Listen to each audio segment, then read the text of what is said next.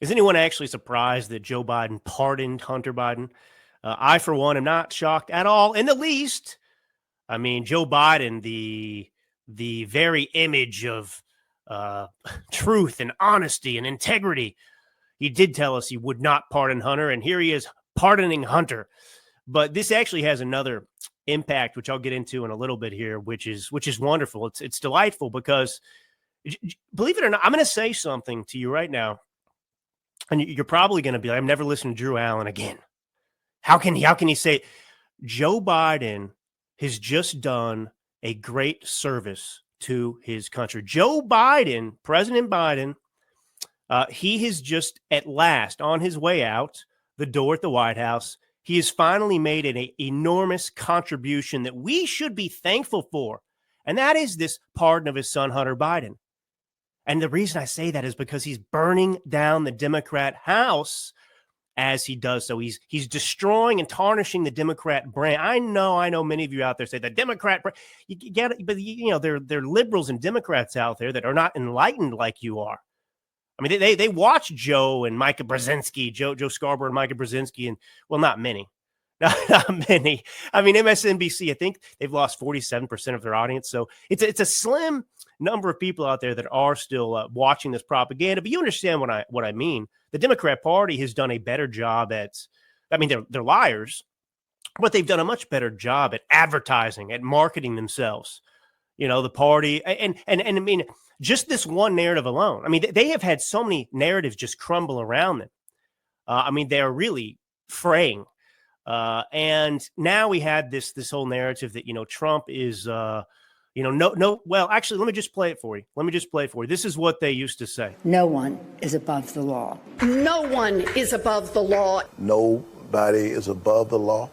No one is above the law. No one is above the law. Nobody is above the law. No one is above the law. No one is above the law. No one is above the law. No one is above the law. No one is above the law. No one is above the law.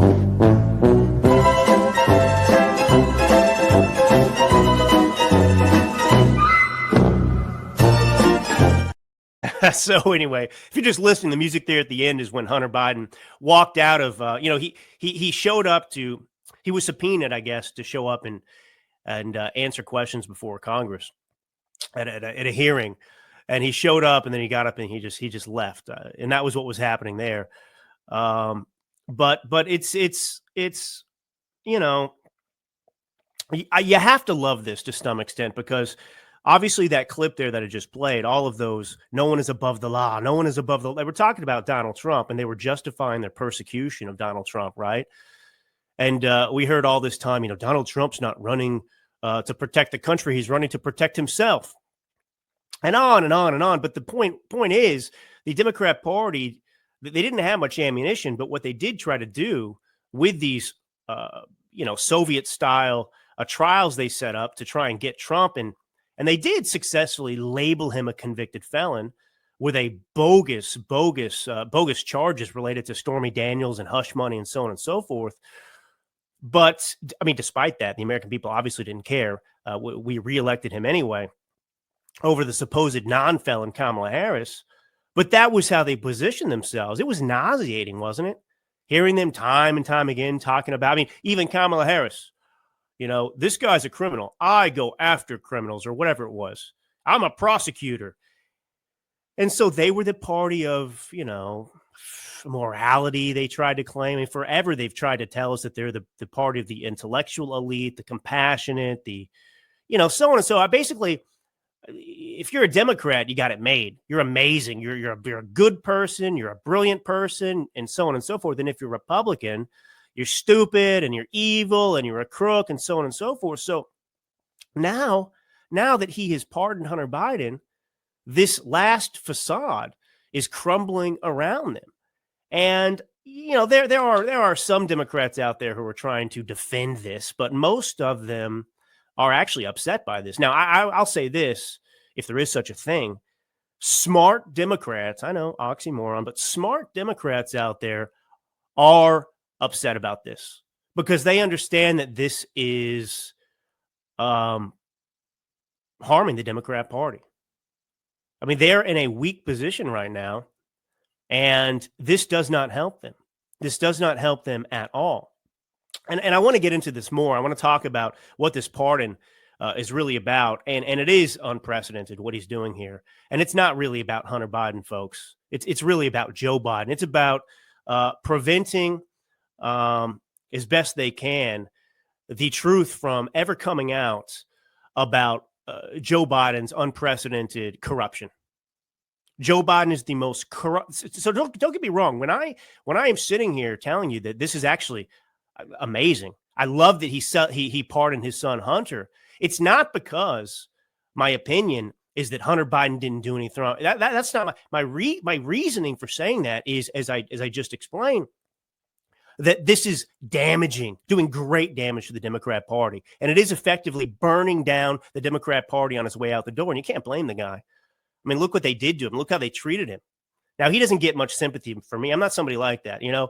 Yeah, I actually have no sympathy for Joe Biden after what he's done to the country. But, you know, most of us are probably feeling a little bit softer these days because we defeated them, at least in this election. Now, but before I get into, did you hear that this cracked me up? I got to tell you. I just want to mention it now because I will just kick myself if I end this show and don't talk about it. But, you know, Trudeau came down to Mar-a-Lago. He flew out to Mar-a-Lago to visit with President-elect Trump. Folks, you realize that Donald Trump has done more for America as the president-elect than Joe Biden has done in 4 years of actually being the president. You know, Donald Trump has not been sworn in. He is not the president of the United States, and yet already people are caving to him. People are bending to his will, and thus the American people's will. And it's remarkable. But Justin Trudeau, he goes down there to Mar-a-Lago, and the left tried to spin this. Now, obviously, Trudeau rushed down there at the last minute because.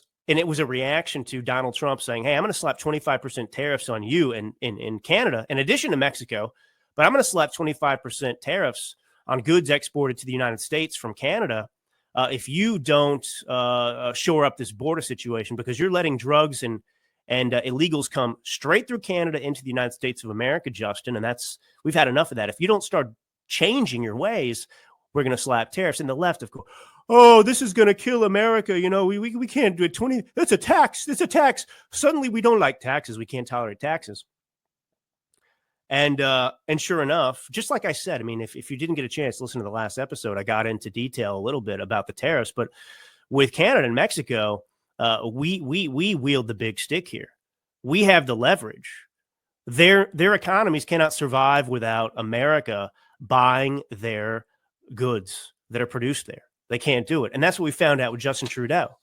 So the left tried to say, well, you know, Donald Trump didn't go to Canada because we don't allow convicted felons to travel to Canada. I mean, they're so pathetic. What this meant was Justin Trudeau was a weak, little, puny, pathetic man and a disgrace. And Donald Trump is strong despite what did the left tell us forever? Oh, you know, nobody respects Donald Trump. You know, he's not respected on the world. People are like flocking to kiss this guy's ring. We haven't seen anything like this in a long time.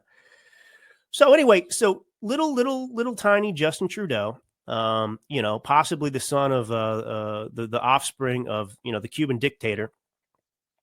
He comes down to Mar-a-Lago. He's a beta, and they're sitting there at dinner, and Trudeau told Trump, you know, oh, Mr. President-elect Trump, you cannot levy these tariffs on Canada because it would kill the economy in Canada completely. It would kill it. And Trump turned to him and he said, so your country can't survive. Let me get this straight, little Justin. So your country, you're telling me, admitting to me that your country, Canada, cannot survive unless it's ripping off the U.S. to the tune of $100 billion? Is that what you're saying, Justin? And Justin says, well, yeah, I guess so. I didn't think about it that way, Mr. President-elect.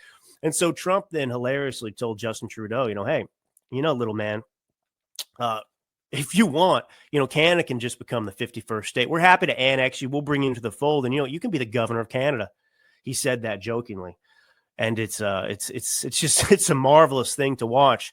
Somebody with the courage and the strength and the resolve, the confidence to put these little tiny dictators in place. Canada, I mean, I can, the idea, what we have experienced, the humiliation of the last 4 years has been the United States, which of course is the most powerful country on the face of the earth, because we, the people, are the most powerful, prosperous people on the face of the earth. The A team of the world has come to the United States, or at least they used to, but that's our ancestry.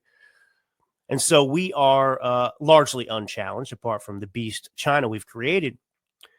But to be the most powerful country in the world and to have our elected leaders treat America with such disdain and basically bend the knee, to go around the world apologizing for America, acting like we were weak.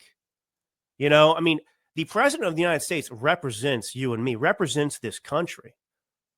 And you do become something else when you're president of the United States. You embody something that is bigger than you, deeper than you. You represent this country.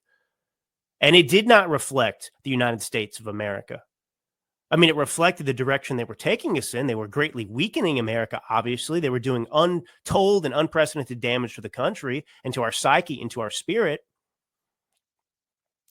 But they would go, I mean, you know, and just this sycophantic behavior by Joe Biden, even Kamala Harris, when she's around these, no. And this is what I've said, you know, people, oh, the Trump's person, I love it. You know, I want somebody who is president of the United States who is tough. I want somebody who's going to go in a negotiating room and punch somebody in the face, not literally, obviously, but I want somebody who's a tough negotiator. You know, he's running America. He's representing us. I don't want somebody who's afraid of other leaders. I don't want somebody who's kowtowing to the needs of other nations at our detriment. I don't want that. I want what's happening right now with Justin Trudeau going down to Mar-a-Lago and getting put in his place as he should be. You will not rip off America anymore, Justin. Those days are over. Joe Biden's out. Now there's a new sheriff in town, and it's the American people, and we've had enough. So you want to send illegals through your border to the United States with their drugs and all of that. Well, guess what, Justin? We have the power to destroy your entire economy. And that is the power America wields, and that's the power America must wield. It is not the president's job or anyone in Congress's job or any elected official. It is not in their job description to go around the world helping other nations at our detriment. That's not your job. Your job is to selfishly look out for the United States of America only. That is your only job, is to represent America and see that we succeed, to see that we prevail, to see that we are safe and prosperous. That's your job. That's your job. So anyway, I thought that was a great thing that happened. And by the way, Canada is already, I think I've got the story here. Canada is already tightening their border after this meeting. And of course, they're tightening their border in anticipation, of actually the illegals they allowed to come in here and others from Mexico going up to fleeing back to Canada in many cases. And this is the thing that's going to happen. There will be much self-deportation that's taking place. It's going to take more than that, but you can expect self-deportation to occur as well.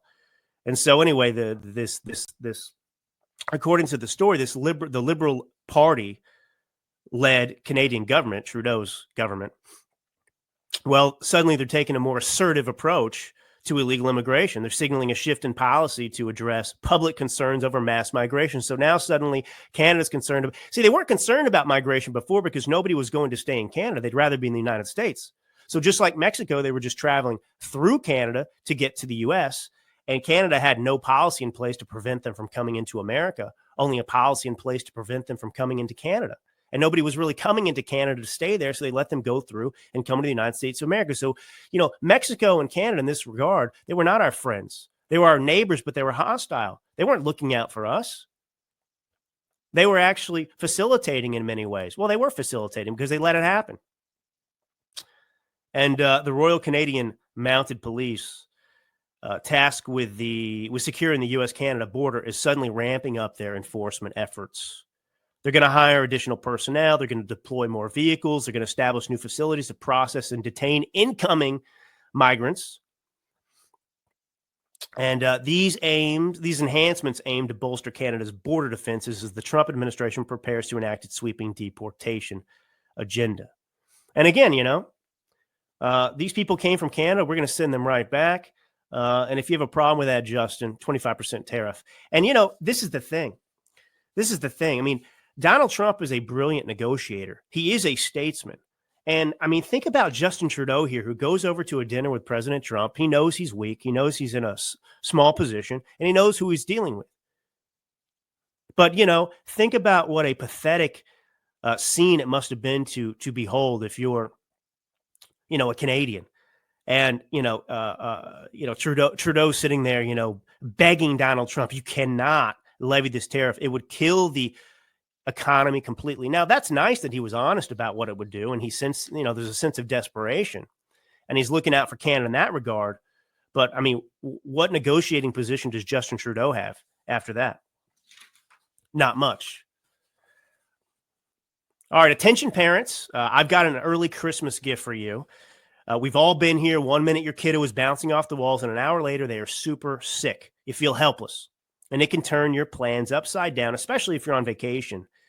And after thousands of customer requests, the wellness company has just launched the Kids Medical Emergency Kit.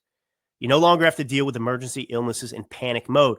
Now you can have 6 critical medications at your fingertips to treat 20-plus illnesses for issues like strep throat, ear infections, lice, and respiratory illnesses, avoiding urgent care in hospitals. The Kids Emergency Kit has been hand-selected by the wellness company's medical board and includes chewable amoxicillin, dissolvable ivermectin, and an optional EpiPen, and more. This includes a detailed guidebook, so it will tell you, give you a step-by-step guide in emergencies. Ordering the kit's simple. Only parents can order for their children. You fill out an intake form, and you will get a verification call for consent. Then it's delivered to your door. Don't wait until you're in the middle of a crisis and avoid late-night urgent care runs. Order your kid's emergency kit today and remove panic from your life. And if 1 or 2 of the scripts run out, there's a replenishment option to restock only what you need. Go to dailyclouthealth.com and grab your kid's emergency kit right now. Use code DrewAllen to save up to $40 at checkout. And these kits are only available in the USA. All right, I want to move on. Some of you will say, Drew, stop. Brief moment of a technical difficulty there. Folks, if I told you what I had to go through today to get to this show, to be here with you right now, well, I don't know what the result would be, but I think you would say, you probably say prayers for me. Nothing personal, by the way. Although, some people don't share. No, I mean, if you're over here on Daily Clout, this is a newer platform for me. And I'm so grateful. It's amazing, but there are people been listening also for a number of years, and whatever. Why would you not want to get to know, the person that you're listening to so frequently? But, my wife's 8 months pregnant. We got another baby coming on the way. And so my house is getting smaller. And in fact, my office is getting smaller too. And maybe some of you don't know this. It's not like a bragging thing, but I'm a publicist. That's what I do professionally in addition to this show. And without fail, folks, some days it's just like every emergency happens right as I'm trying to get the show put together. You're doing all the show prep, you're studying what's out there, trying to put together a show for everybody. And my phone's just blowing up with emergencies related to interviews and clients and so on and so forth. So anyway, it was really a Herculean effort to get to this. And I'm doing my best to just stay focused and stay on target. So you'll have to bear with me a little bit. If my eyes divert, I've got my phone that I've tried to put out of sight. But the job description is that I do have to be available. So anyway, that said, that's boring. That's enough. Screw that. Let's get over it. All right. So I want to explain this pardoning of Hunter Biden a little bit for you. Now, pardoning itself is not a rare occasion. Every president engages in it. Just for some context and perspective for you, Obama did the same thing. Trump issued a bunch of pardons about 12 hours before he was out the door. His first term ended. And that's pretty typical. You issue them at the last minute on the way out the door. Obama did the same thing, 24 hours or so before he was out of office, and the new president is sworn in. And so I there's no point in talking about that. That the fact that he pardoned, obviously, who cares? But what we haven't seen is something extraordinary like this. This is really unique and it's never happened before. And the reason I love it too is it's a perfect way for Joe Biden, the most corrupt crook in American history, to be president. It's the perfect ending to his legacy because it defines his legacy. He's a fraud and he's a liar and he's a crook. And this is perfect for him. This defines the presidency. Now, this is a Washington Post headline. They made a couple of good points, believe it or not. But, the headline is the extraordinary breadth of Hunter Biden's pardon. And what's important to understand about what just happened is, typically you pardon, specific crimes committed, right?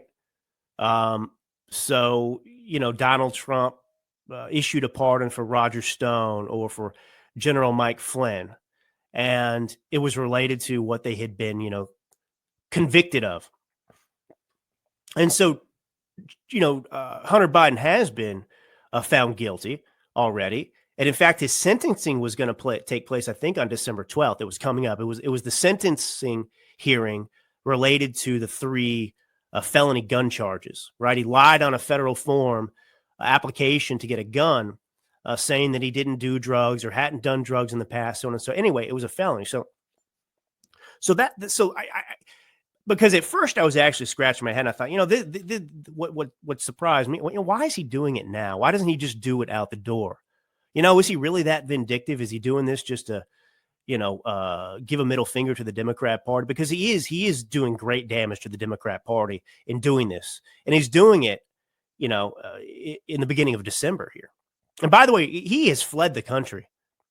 He did this, and then he went over to Angola. He's over in Africa.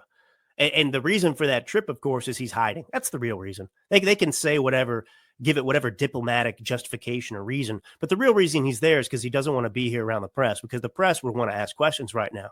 So instead, you've got Karine Jean-Pierre making a fool of herself like usual, incapable of coming up with any answer or explanation. They're trying to come up with something, but they can't. Oh, the circumstances have changed. Donald Trump would go after him or whatever else. But we'll get into that in a minute. But so look, let me just use the left-wing source here to explain to you the breadth of Hunter Biden's pardon. It's one thing for a president to pardon his son. They write, it's another to do it like this. President Joe Biden's pardon of his son, Hunter Biden, on Sunday is exceptional, not just because of the pardon's recipient, right? The closest family member to receive a pardon in history. All right, there's one thing. But also for its sheer breadth, according to experts on presidential pardons. Now here, Biden didn't just pardon his son for his convictions on tax and gun charges, but for any offenses against the United States which he has committed or may have committed or taken part in during the period from January 1st, 2014 through December 1st, 2024. It's a nearly 11-year period. Now, why is he issuing a pardon that covers a period from January 1st, 2014? Well, it's related to Burisma, the energy company where he sat on the board and was paid $1 million per year.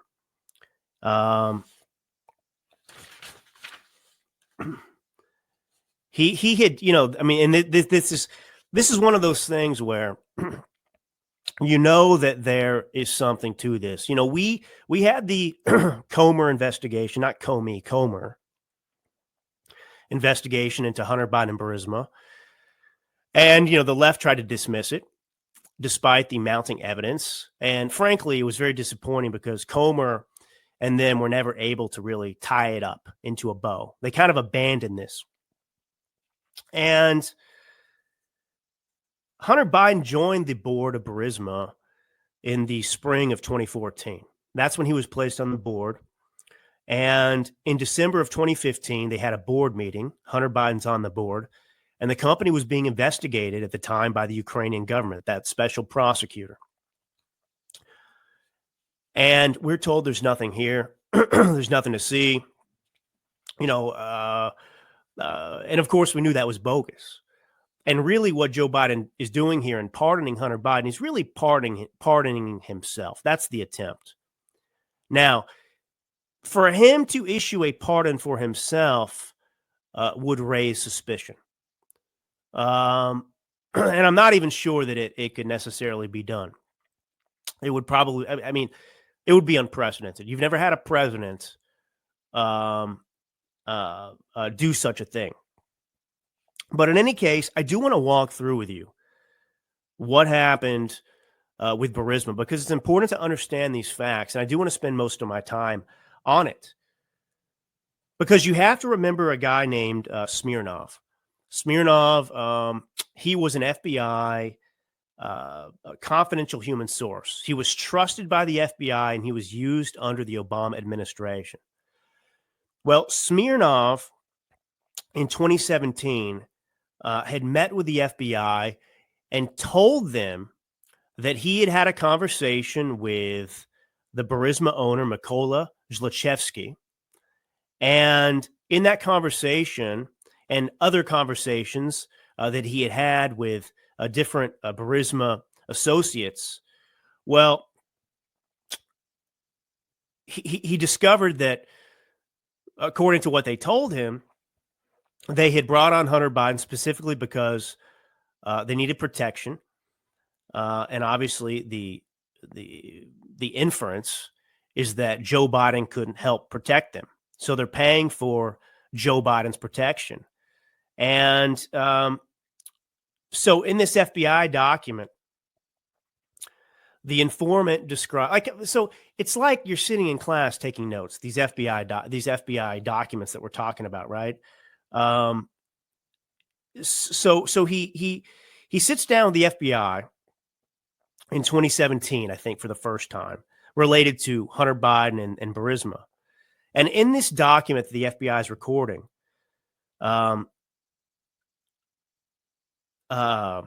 Smirnov told this FBI agent that Mykola Zlochevsky, the CEO of the Ukrainian energy company Burisma, well, told him that he'd made two $5 million payments to the Bidens, although he didn't specify who received the alleged bribes. And he was quoted more or less in this document, the confidential human source, saying, Zlochevsky told him, it costs $5 million to pay one Biden and $5 million to another Biden. And, the informant didn't provide any further opinion about the veracity of the claims. He simply told the FBI a conversation that he had had. He wasn't saying he had bank accounts and records and so on and so. He just said, this is the conversation I had with Zlochevsky. And this was used by Comer. They actually brought this confidential human source, CHS, back in Smirnov in 2020 to interview him again.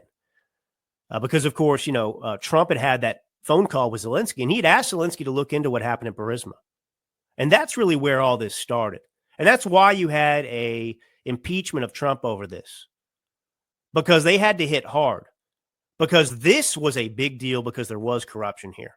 And Donald Trump was looking, and they needed to put an end to it. So they said, basically, we will remove you from the presidency. This is a threat to you, to the American people. Do not look into what Joe Biden did. Don't look into his corruption. Don't look into Hunter Biden.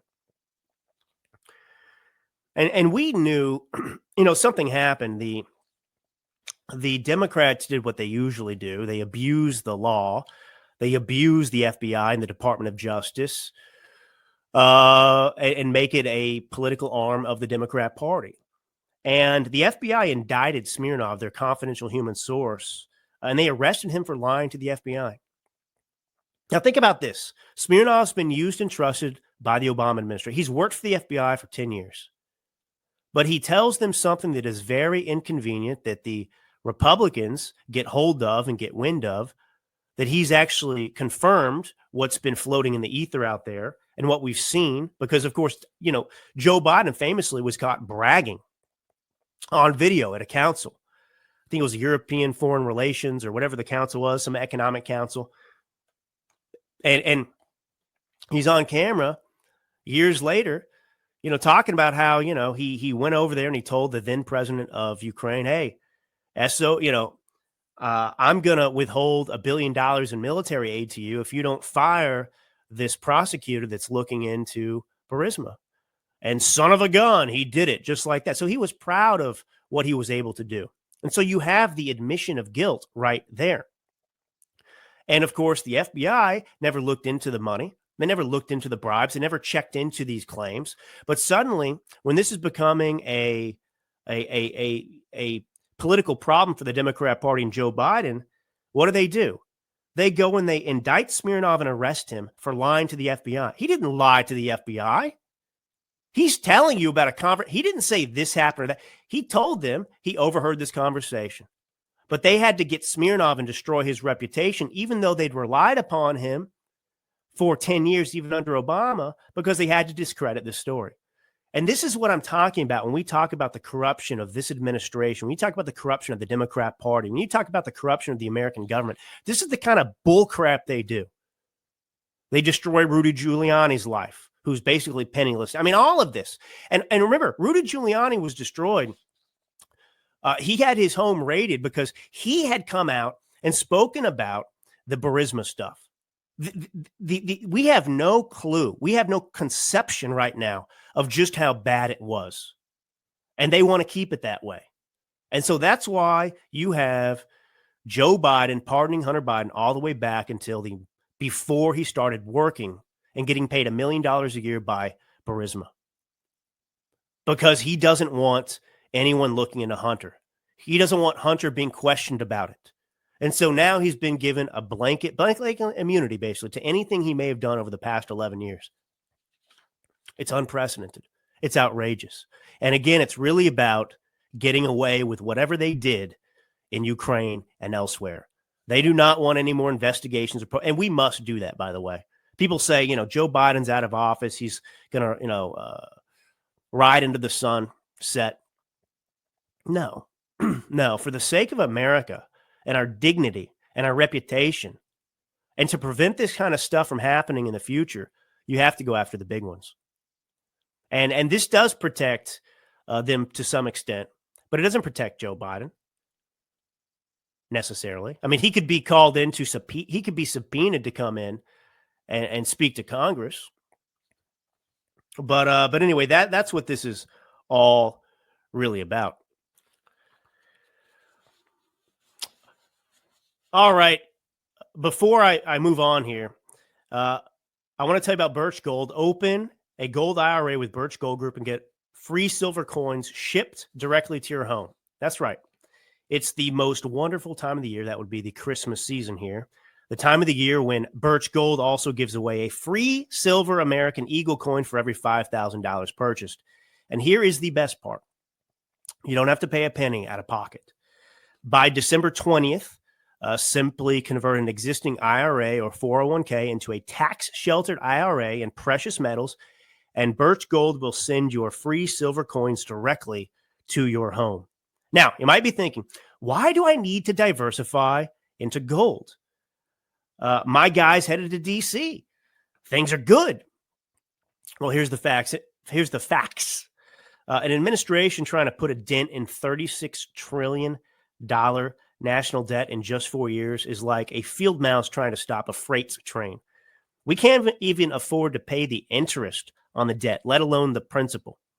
So better be safe than sorry. Take action now to protect your savings.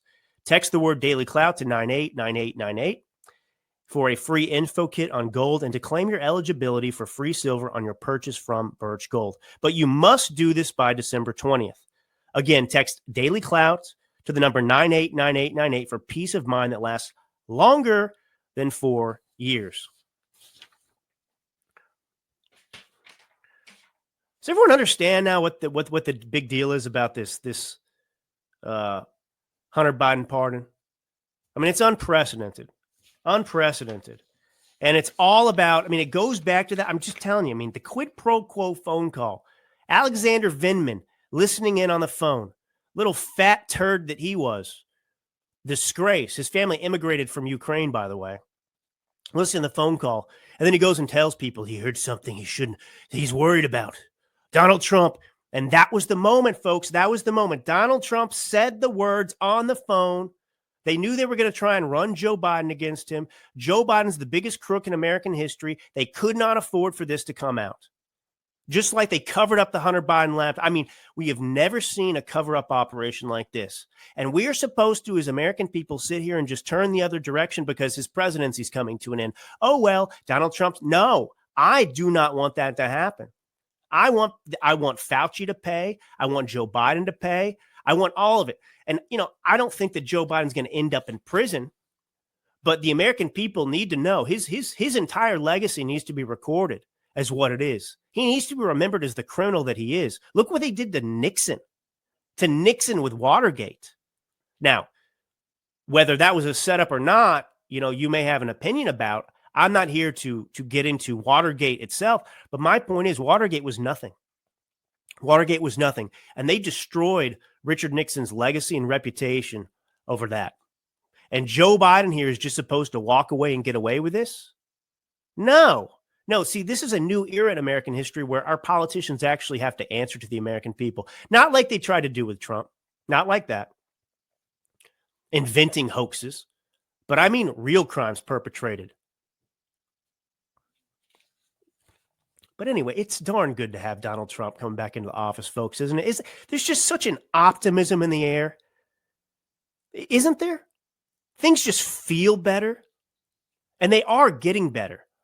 I mean, I got to tell you, Trump, not only is Canada coming over and Justin Trudeau coming to kiss the ring, but Mexico too. All these people, these tariffs raise taxes. They're going to raise the price of goods in America. You stupid Republic. Shut up. He hasn't even issued a tariff. And already he's getting what he wants, just on the threat alone. And that's what much of this was about. Here's a headline. Mexico stops 2 migrant caravans after Trump tariff. Whoa! Can I read that again? Mexico stops 2 migrant caravans after Trump tariff threat. Wow, how about that? Despite the big talk from the commie over there running the Mexican government right now, she seems to be listening. There we go. Days after Donald Trump announced that Mexican President Claudia Sheinbaum had agreed to stop migration through Mexico into the United States, or face 25% import duties on Mexican goods, it appears she's done just that. According to the Associated Press, Mexico has already broken up 2 migrant caravans consisting of approximately 4,000 people at their peak.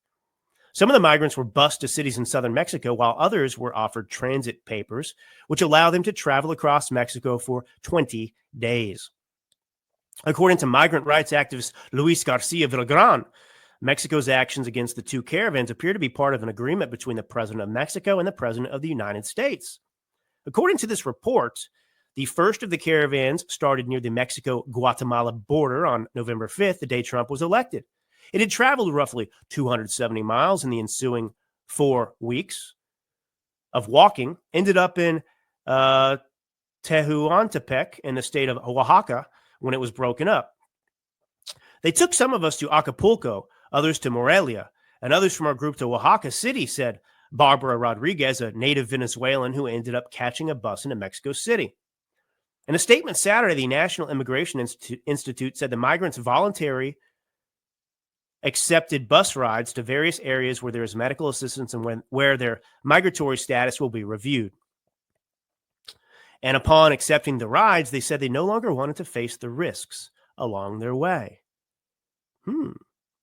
Wow. The second caravan made it around 140 miles to the town of Tonala in Chiapas State, where authorities offered the migrants the transit visas. So it's just remarkable.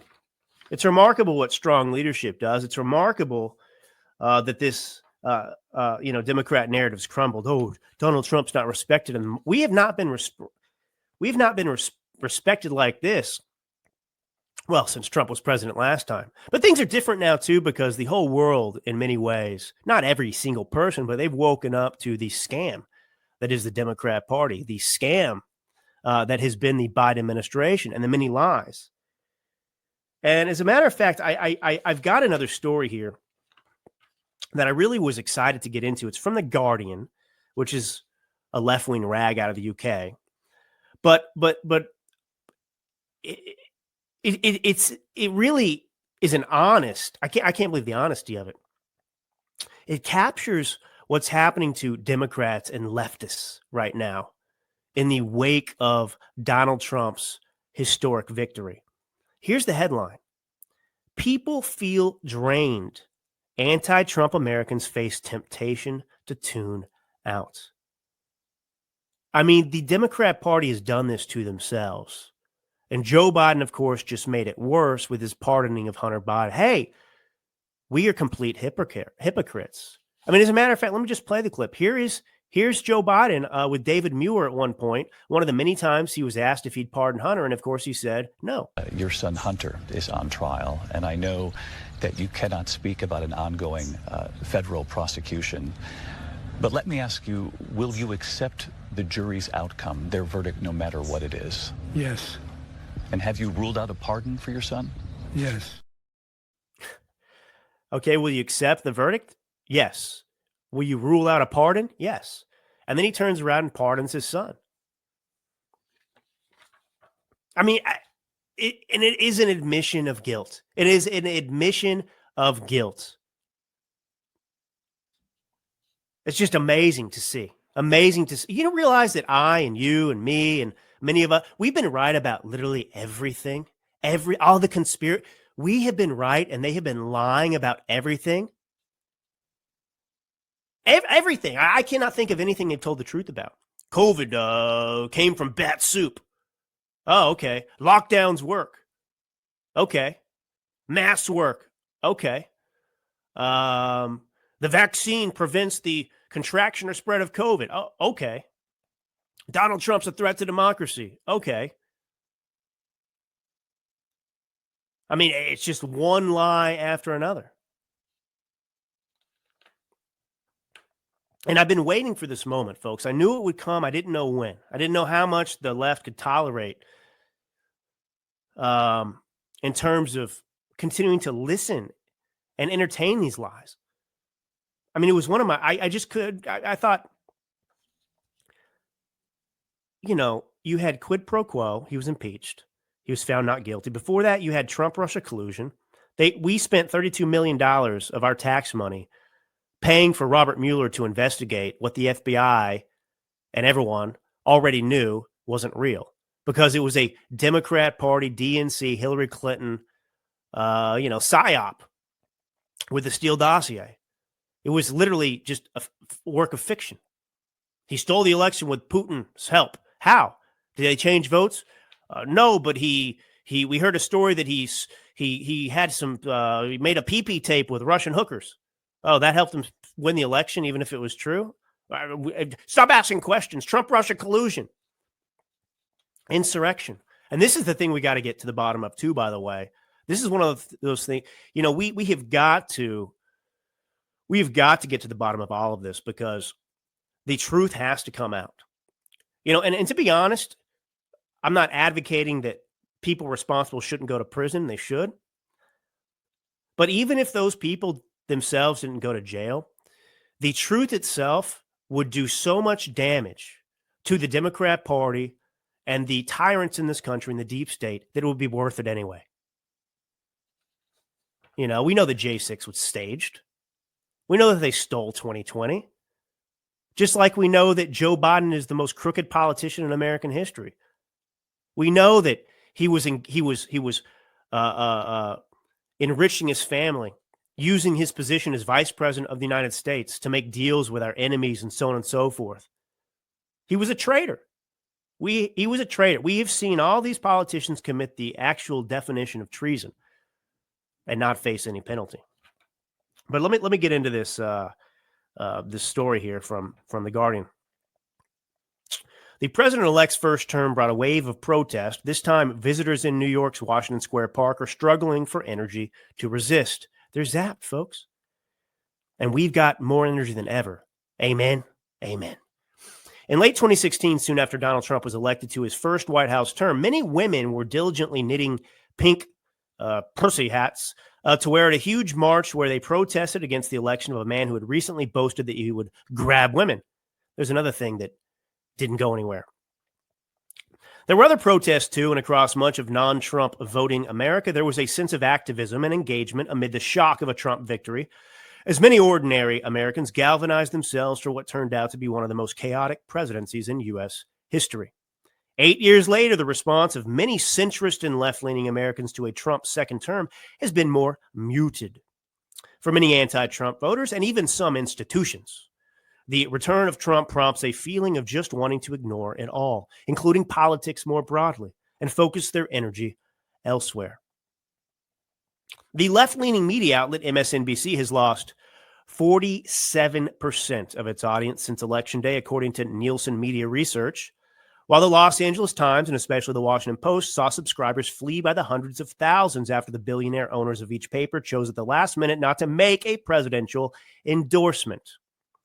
After a year of intense energy propelled by political events, including 2 Trump assassination attempts and Joe Biden stepping down from his campaign, the mood in New York has deflated. Call it the great tune-out of late 2024. For me, it's an exhaustion, said Josh Marcus, a 39-year-old tech worker from El Paso, Texas, who was visiting the park with his partner, Marisha Hicks, a stay-at-home mother. The pair had come on vacation to gauge whether it might be time to move back to New York, in part to leave Texas politics behind them. We went from disappointment that Biden was staying in, Marcus said, which changed when he dropped out. Kamala came in and we felt a little bit better and she had a chance, but it was the complete opposite when it came to Election Day. You see, these people were even lied to about Kamala Harris's chances. Now, there are rumors out there. You know, you can't really believe much of what you're hearing. You've got to take it all with a grain of salt in terms of Democrats trying to blame each other for Kamala Harris. Now we're hearing that, Obama, and this is a lie. Obama didn't really want Kamala Harris. He was still weighing the options, but Joe Biden came in because he was vindictive and he wanted to tank them and he knew Kamala Harris couldn't win. And so Joe Biden, right, the great brain trust who's been running the country so effectively and showing how mentally acute and aware he is. Yeah, he came in and he said he did it against Obama's wishes and said, okay, Kamala Harris, you're bull crap. Nobody wants to accept the blame of what just happened in 2024. They want to get out of this, without a scratch. And all of them are morons. All of them are idiots. All of them lied to their Democrat voters. And now they want to escape blame. They don't want the Democrat voters to hold them accountable for what they just did to them. I mean, think about if you're a Democrat out there. You were forced to support Joe Biden, even though you had made it clear. And polling told the Democrat Party that you didn't want Joe Biden. You wanted to get rid of him. And then the Democrat Party said, no, you're going to vote for Joe Biden. So they had a primary in which they told everyone Joe Biden's going to be the guy, get out and vote. 13 or 14 million primary voters did that duty. They voted for Joe Biden even though they didn't want to. And then after they did that, the Democrat Party came in and they said, actually, switcheroo, Joe Biden is no longer going to be the candidate. It's going to be Kamala Harris. Now, none of you got a say in this. None of you even liked her. We don't care. She's the one we're going with. And Obama was behind it, and Pelosi was behind it, and Kamala Harris was behind it. And all these people now that are trying to blame someone else were behind it. And now they want to convince you that this was somehow Joe Biden that made the decision. It wasn't Barack Obama. No, Barack Obama is too smart to make such a big mistake. And Barack Obama, Oprah,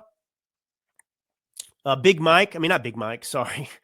Some people call her that. It's ridiculous that they would do that. I mean, there are people out there. Can you believe they actually believe that Michelle Obama is a transgender?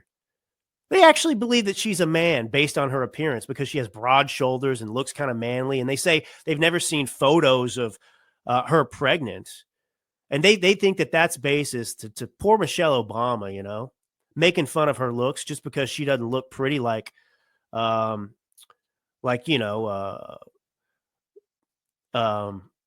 Melania Trump. But you know, so they call her. Have you heard this? They call her Michelle Obama Big Mike. So Big Mike is out there with her husband, Barack Obama, and they're lecturing blacks and they're lecturing Americans and they're yelling at people and telling them they have to vote for Kamala Harris. They're telling you what a great candidate Kamala Harris is.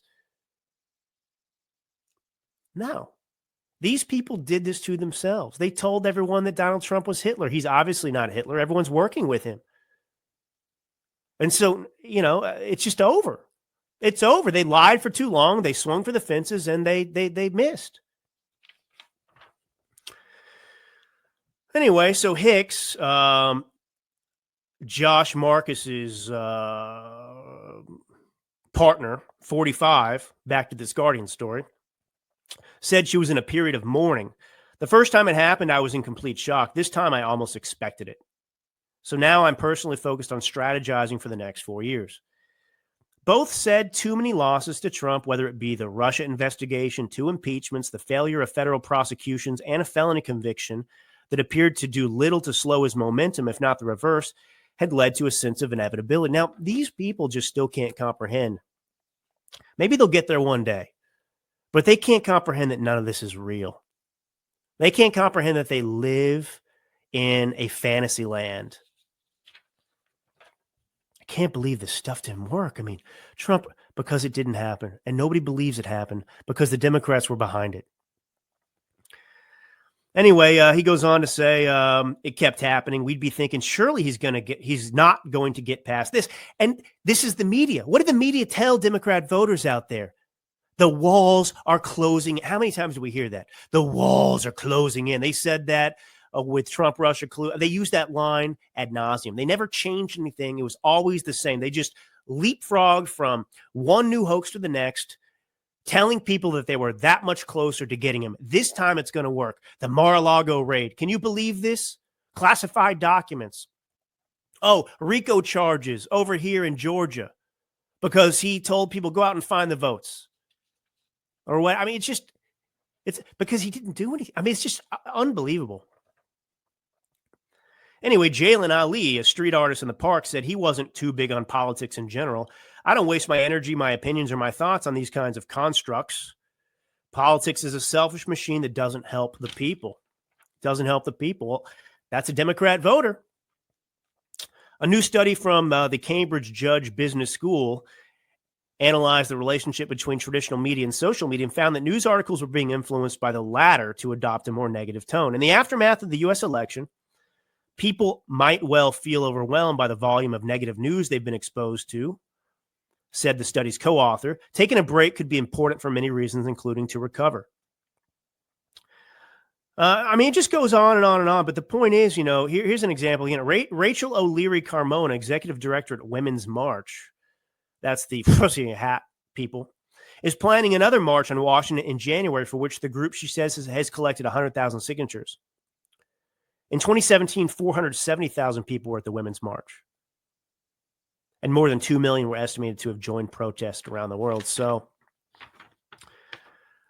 this comes back to the way we started the show with Joe Biden and this pardoning of Hunter Biden. This does not do any good for the Democrat Party. They need a lifeline right now. And Joe Biden is sucking whatever remaining life might exist out of the Democrat Party with his actions, with what he's just done, because the Democrats no longer have their talking point. You know, they can no longer claim that, you know, they are, you know, the party of justice. No one is above the law. They're the party of law. No one is above the law, they said, as they persecuted Trump. And this goes back to the Guardian article. This goes back to the lack of enthusiasm, people tuning out on the Democrat Party side because they've had enough. You cannot handle any more of this. You can only mess with people's emotions and manipulate them so many times before they just hit a wall. They're not physically, emotionally capable of continuing to support a Democrat Party that has treated them like this. They are zapped. They are tapped out.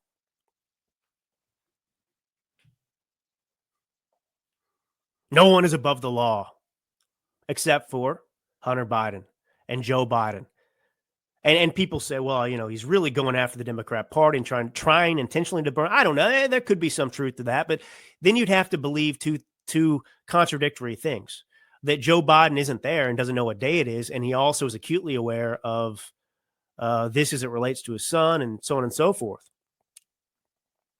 So he's just got a brain that pops up and works.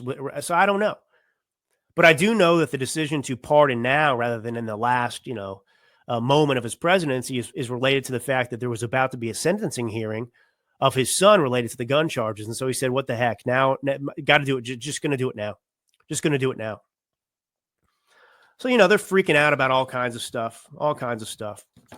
Well, we're getting to the conclusion of the show here. I really appreciate you guys. I do. I said that, before Thanksgiving. I really mean it. And I'll still be here. I'm telling you that the kid's on the way, and my house is shrinking. Obviously, I'll have 2 daughters soon, 2 under 2. Write me if you've had the experience. All advice welcome, all horror stories welcome too.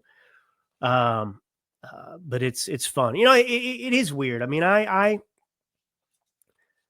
am tired. Honestly, I'm working on another book right now too, and there's stuff going on, and that's stuff I choose to do. But I don't not have energy. What I don't have is an abundance of time. That's there's only so many hours in the day, and you fill it up. That you can just become more efficient. But I do. I really am excited. I'm excited. I mean, my whole feeling that I have has changed. I do feel a sense of optimism. I do feel absolutely excited about what's ahead. But we can't sit on our laurels. I want to tell you something. I'm very worried about what's happening in the House with the, with Matt Gaetz resigning, Michael Waltz being brought into the administration, and California stealing seats as I speak, House seats. Our majority is looking like it could be 1 or 2 seats. And if we don't have a majority in the House and the Senate, we cannot pass legislation to repair the country. And so, this is not to be pessimistic. This is to be realistic. Do not take your foot off of the pedal. Begin asking yourself what you can do now that you've done your duty as an American citizen to vote and get Trump reelected and other representatives. Now's the time to ask what else you can do in preparation for the midterms in 2 years. You see, we've got to keep this going constantly. We can't show up every 4 years, vote for president, and then sit back. That story I shared with you from The Guardian about the lack of energy and enthusiasm, just the absolute defeat of Democrats, should encourage you, because now's the time to march. Now's the time to finish the job. And we can do it, but give yourself credit. This optimism we're feeling is because of you, because you voted, because you spoke to people, you listened to this show, you listened to other shows, you were informed, you did your duty as a citizen, so you deserve credit. But you have to carry that mentality forward, because you are also going to be responsible for what happens next. So get active, get involved in politics. Do not just think that everything's going to be taken care of for you. We still have to solve the rhino problem. We need to expand our majorities and keep the Senate and the House after the midterms if we want to keep riding the ship. And we need to devote every day of our lives for a decade to really undo a lot of this damage, including the debt, including all the other stuff as well. But anyway, this is Drew Allen. Thank you for being with me. Thank you for bearing with my frazzled state here. But God bless you all. And until next time.